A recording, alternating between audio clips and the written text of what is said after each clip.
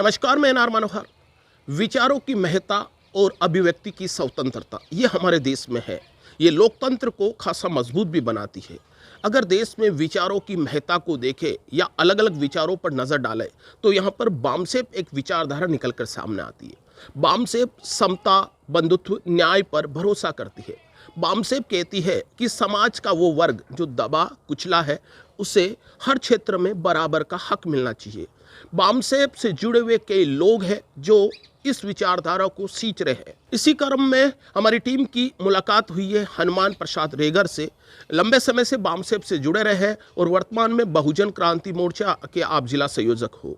आपका मानना है कि देश को और ज़्यादा मजबूत बनाने के लिए हमें हिंदू राष्ट्र की जगह हमें संविधान प्रदत्त मूल्यों को बचाना चाहिए, साथ ही देश में समता, बंधुत्व और न्याय को मजबूत करना चाहिए। आइए बात करते हैं बामसेप से जुड़े हुए पदाधिकारी हनुमान प्रसाद से। नमस्कार, मैं एनआर मनोहर। आज व्यक्तित्व खास मुलाकात में मेरी मुलाकात हो रही है हनुमान प्रसाद रेगर से। आप शेखावाटी क्षेत्र दांता सीकर से संबंध रखते हो और साथ ही अगर बात करें सामाजिक संगठन तो आप बहुजन क्रांति मोर्चा के जिला संयोजक हो। साथ ही आप वैचारिक संगठन बामसेप के प्रचारक भी रहे हो। हमारे हनुमान प्रसाद जी से कुछ सामाजिक, कुछ राजनीतिक, कुछ गैर राजनीतिक तमाम भूमिकाओं को लेकर सवाल रहेंगे। साथ ही जो वर्तमान में राज्यों में जो चुनाव होने वाले हैं, विशेष तौर पर यूपी चुनाव की तरफ ध्यान खींचूंगा। ये तमाम सवालों का सिलसिला शुरू करें। सबसे पहले हनुमान प्रसाद जी, हमारे चैनल में आपका स्वागत। डीडी लाइव का बहुत बहुत धन्यवाद जो आपने मुझे बुलाया और आप मेरा साक्षात्कार लेने के लिए आए, उसके लिए धन्यवाद। Thank you. हनुमान प्रसाद जी, मैं सवालों का सिलसिला शुरू करूं तो मोटे तौर पर अगर आपकी भूमिकाओं की बात करूं या आपका मैं पृष्ठभूमि देखूं तो दलित मूवमेंट से आप खासे जुड़े हुए हो। मैं 1978 से जुड़ा हूं। जी जी जी। अगर मैं बात करूं यूपी चुनाव की, हालांकि भारत के अलग अलग राज्यों में चुनाव है अभी, अगर यूपी चुनाव की बात करूं तो कहा जाता है कि यूपी चुनाव में दलित मूवमेंट काफी चुनावों को प्रभावित करता है, जिसमें आप पूर्व सीएम मायावती जी का बात कर सकते हो या चंद्रशेखर जी की बात कर सकते हो। मेरा सवाल यह है आपसे कि देश के अलग अलग राज्यों में चुनाव है, यूपी चुनाव में दलित राजनीति कितनी प्रभावशाली नजर आ रही है? अधिक प्रभावशाली नज़र आ रही है, क्योंकि वहाँ पर बहुजन क्रांति मोर्चा और बहुजन मुक्ति मोर्चा के द्वारा मान्यवर इसके अध्यक्ष जो मान्यवर वामन मेश्राम जी हैं, उनके द्वारा 41 छोटे बड़े संगठनों का गठबंधन किया है और वो अपने भी उम्मीदवार उतारेंगे। चंद्रशेखर जी जो उतार रहे हैं, एक बार बात आई थी कि आप कितने लड़ोगे, एससी वाले या और बहन जी लड़ रही है, चंद्रशेखर ने अलग पार्टी बना ली। तो मेश्राम जी का यही जवाब था कि भाई बाबा साहब ने संविधान में सबको चुनाव लड़ने का भी अधिकार दिया है, मैं कौन हूँ उनको मना करने वाला। नहीं, अभी कह रहे थे, वामन मेश्राम की बात कर रहे थे। हाँ, उनका संगठन भी क्या विधानसभा में ताल ठोक रहा है? बिल्कुल ठोक रहा है।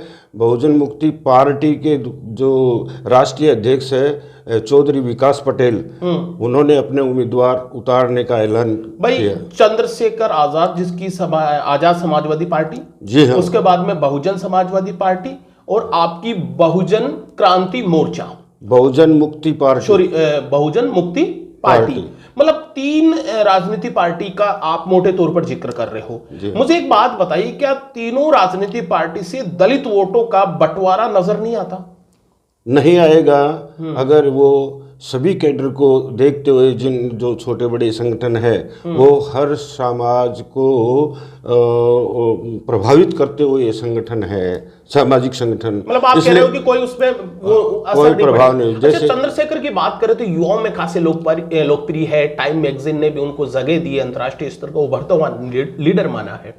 क्या चंद्रशेखर आजाद यूपी के चुनाव को प्रभावित करेगा? बिल्कुल करेंगे, क्योंकि जितने भी जो 80 जिले डिस्ट्रिक्ट हैं उनकी हर जगह भीम आर्मी के जवान जो है वो कार्यरत हैं।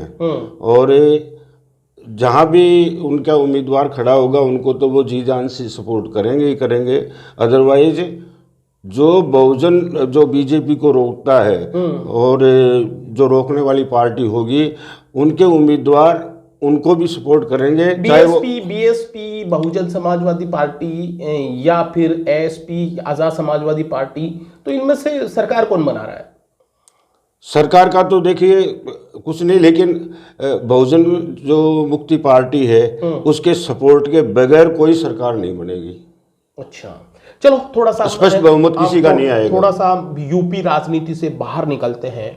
मैं आपसे ये जानना चाह रहा हूं कि आप लोग अक्सर दलित मूवमेंट को सक्रियता से भागीदारी निभा रहे हो आप लोग। मुझे एक बात बताइए, आज भी देश में जब दलित हो, स्वर्ण हो, ये इस तरह का मूवमेंट चलता है, तो क्या इससे जातिवादी व्यवस्था जिसको हम कमजोर करने की बात करते हैं, तो क्या ये इससे और ज्यादा हवा नहीं मिलती, और ज्यादा? देखो, जातिवादी व्यवस्था तो जिन्होंने बनाई है दायित्व तो उनका है उसको खत्म करें। जिस वक्त जातिवादी व्यवस्था बनी है मनुस्मृति के टाइम पर, तो शासन व्यवस्था उनके हाथ में थी। और आज भी देश 1947 में आज़ाद हो गया, संविधान बन गया, संविधान लागू हो गया, लेकिन जो लोकतंत्र के हिसाब से संविधान लागू होना चाहिए उस तरीके से नहीं हुआ। आज भी सत्ता उन्हीं के हाथ में है, वो चाहे तो खत्म करें। किन के हाथों में है सत्ता? मनुवादियों के हाथों में है, ब्राह्मणवादियों के हाथों में है। आप चाहते हो कि सत्ता किनके हाथ में रहनी चाहिए?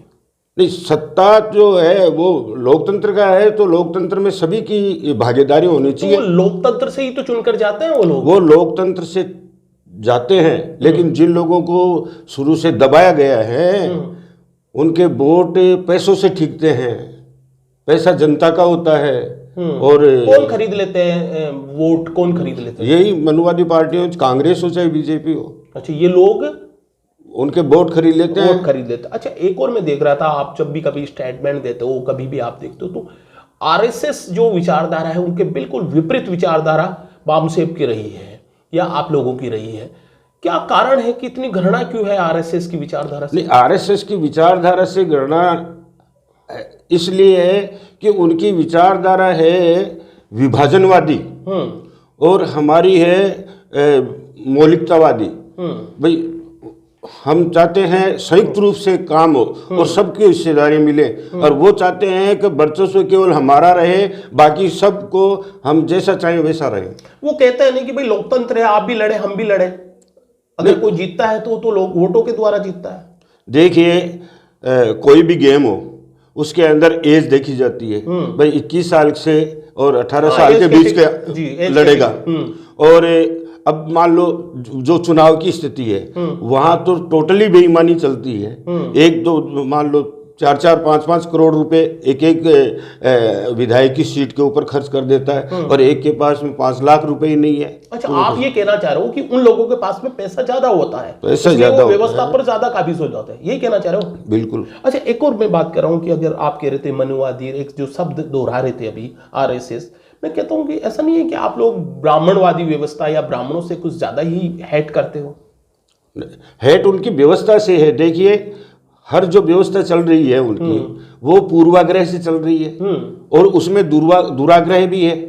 दुराग्रह तो दुश्मनी रखना, हम किसी से की दुश्मनी नहीं रखते, उसके बावजूद भी वो हमारे से दुश्मनी रखते हैं। ब्राह्मण कहते हैं कि हमारे दादा परदादाओं की सजा हमें क्यों, हम तो भेदभाव करते ही नहीं। तो आप अपने पूर्वाग्रह छोड़ो, दुराग्रह छोड़ो। जैसे संविधान सबको समानता देता है उस हिसाब से आप समानता के हिसाब से व्यवहार करो।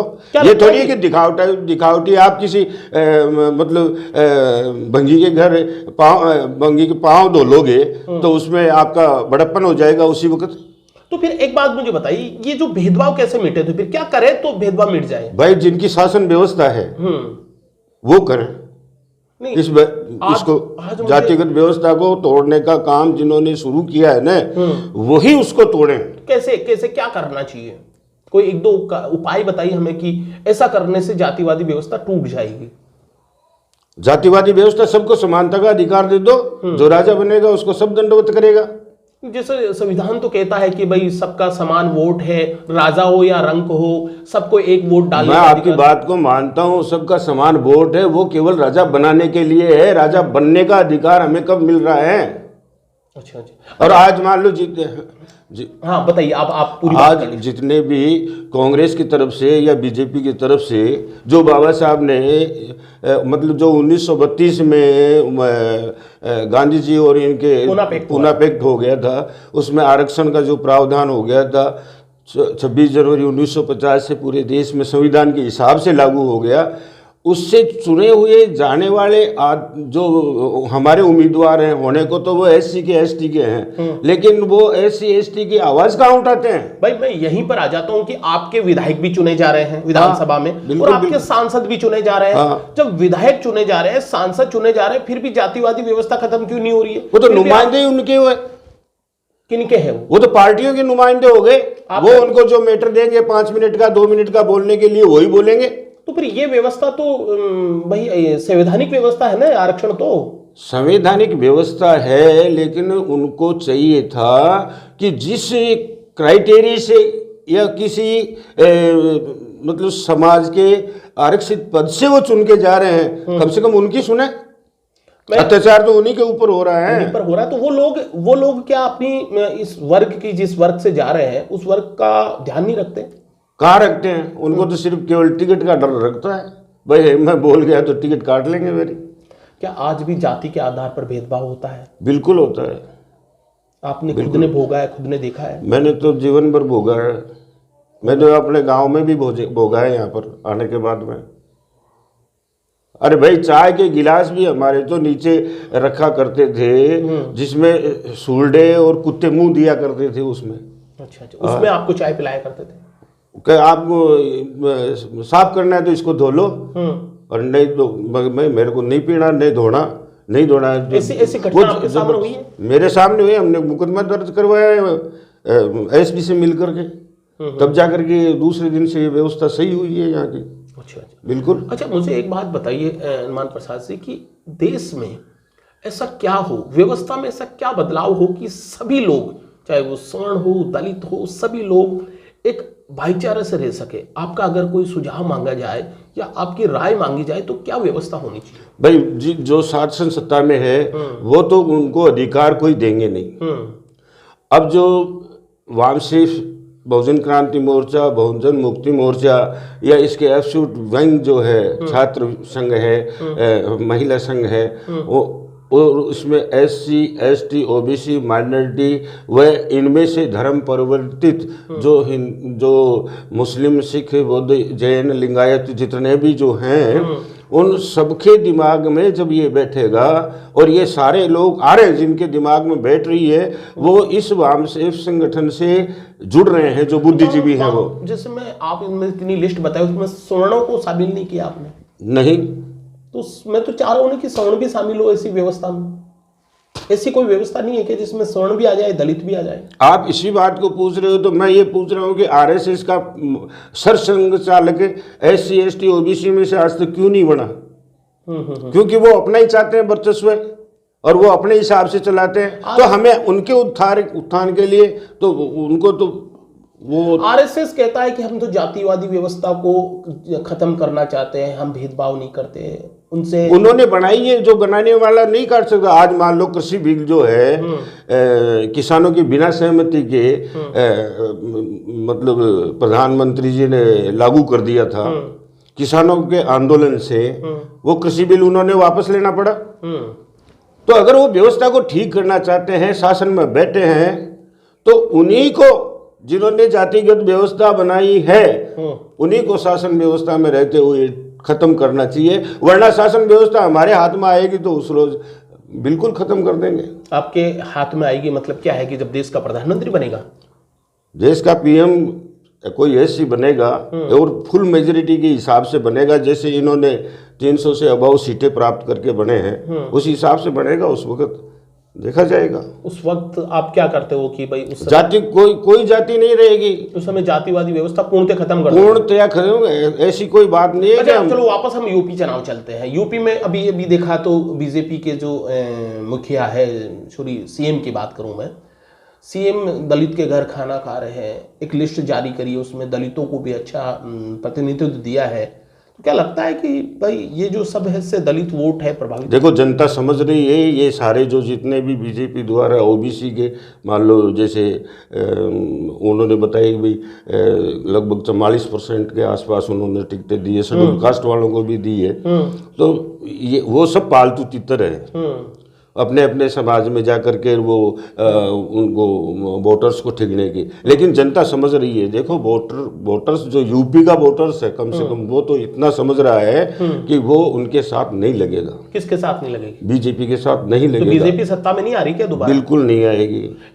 इसको रोकने का बहुत प्रयास किया जाएगा, चाहे चंद्रशेखर जी कर रहे हैं या मेश्राम साहब कर रहे हैं, और वो अपने जो इनकी जो पार्टी है बहुजन मुक्ति पार्टी, उसके जो राष्ट्रीय अध्यक्ष है चौधरी विकास पटेल जी, वो काफी प्रयास कर रहे हैं। राजस्थान पर मैं बात करूं तो दलित अत्याचार की बात करें तो राजस्थान में भी लगातार बढ़ा है। अगर आंकड़े देखें तो राजस्थान में ज्यादा दलित अत्याचार है। एमपी, राजस्थान, हरियाणा वो राज्य है, यूपी में भी बहुत ज्यादा होता है। तो क्या आप राजस्थान से संबंध रखते हो, तो कभी सरकार पर दबाव बना पाए कि दलित अत्याचार नहीं होना चाहिए? देखो, हमने हमारी जिस तरीके से लेखनी के हिसाब से होता है करते हैं कोशिश। जैसे अभी नागौर में जो कांड हुआ उसका एक सीकर में भी हुआ था। विरोध करते हो? बिल्कुल विरोध करते हैं। सारे अपने जो SC ST के जितने भी विधायक हैं उनको ईमेल के द्वारा उनके पास में चिट्ठियां भेजते हैं। और वो जो मुख्यमंत्री जी हैं अशोक जी गहलोत, उनको भी देते हैं कि आप इसमें संज्ञान लें। ये बताइए मुझे, एक तरफ RSS है, एक तरफ वामसेप है। RSS कहती है कि नहीं साहब ये विचारधारा जैसे राष्ट्र हिंदू की बात ज़्यादातर होती है, आप लोग कहते हैं कि नहीं दलित हो या नहीं, हम तो दलित का नाम नहीं ले रहे, हम तो SC ST OBC और माइनॉरिटी जो वंचित समाज शोषित समाज रहा है, हम तो उसके बारे की आवाज उठाते हैं। तो ये दो लकीरें कहीं ना कहीं देश के लिए, व्यवस्था के लिए नुकसान नहीं हो सकता? नुकसान तो वो चाहे जिन्होंने दो रेखाएं खींची है, भाई जंग का ऐलान तो उन्होंने किया है और सदियों से कर रखा है। और जब जब भी हमारे जो सक्रिय हुए हैं, जैसे मान लो ज्योतिराव फूले जी हुए, शिक्षा की डोर खींची माता सावित्रीबाई फूले और माता वो फातिमा शेख जी। उसके बाद जैसे मान लो संतों ने भी इसका आंदोलन किया, संत कबीर साहब ने, संत श्रोमणी रविदास जी ने, उसको उन्होंने भी प्रयास किया। छत्रपति साहू जी महाराज ने किया। डॉक्टर BR अम्बेडकर की, उनको तो सभी राजनीतिक पार्टियां वो सम्मान देती है, वो जगह देती है। देखिए, अगर वो सम्मान देती तो बाबा साहब 1956 में खत्म हुए थे, उनको भारत रत्न की उपाधि उनको मिल जानी चाहिए थी, जीते जी 89 में जाके। लेकिन कितने साल बाद में मिली? वो भी ये तकलीफ आज भी आप जैसे लोगों को है। बिल्कुल है, कैसे नहीं, वो तो माने। और कांशीराम साहब ने अगर आवाज नहीं उठाई होती तो वो आज भी नहीं देने वाले थे उनको। अपने जो तमाम जो लोग हैं, विशेष तौर पर मैं संपूर्ण देशवासियों की बात कहता हूँ, तो जैसे ये जो अब वो अपने स्वार्थ के कारण से ले रहे हैं बाबा साहब का नाम। अदरवाइज मैं नहीं मानता कि वो दिल से बाबा साहब को मानते हैं। अगला आप लोगों का मूवमेंट क्या रहेगा? मूवमेंट तो हमारा चल रहा है। मूवमेंट चल रहा है? बिल्कुल चल रहा है। अब समाज में भी जा रहे हैं, समाज में हमारी बात भी। यूपी में किसकी सरकार बन रही है? यूपी में अभी किसी की कह नहीं सकते।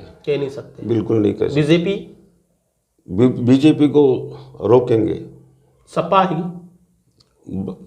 देखिए, और किसी के लिए नहीं कह सकते। सपा बीजेपी को रोकने में होती है तो वक्त आएगा उनका भी मदद की जाएगी। तो आप ये कहना चाह रहे हो कि बीजेपी को रोकने वाले को आप मदद करो? BSP जो बहन जी की पार्टी है, तो अगर वो रोकने में सक्षम होगी तो उनको समर्थन किया जाएगा। ये थे हनुमान प्रसाद जी, जो मैं बात कर रहा था आपको। मेरी जो तमाम राजनीति हो, सामाजिक हो, सभी प्रश्नों का बेबाक जवाब दिया। उनका मानना है कि देश में जाति विहीन समाज होना चाहिए और जो वंचित वर्ग है उनको प्रतिनिधित्व और समानता मिलनी चाहिए। तमाम मूवमेंट चलाते हैं ये, और आज हमारे चैनल पर आए और अपनी बात रखी है, और साथ ही हम लोगों को ये भी बताया है कि यूपी में सरकार किसकी बनेगी। हालांकि सीधा जवाब तो नहीं दिया, लेकिन इशारों में कह दिया कि भाजपा को रोकने के लिए प्रयास करेंगे।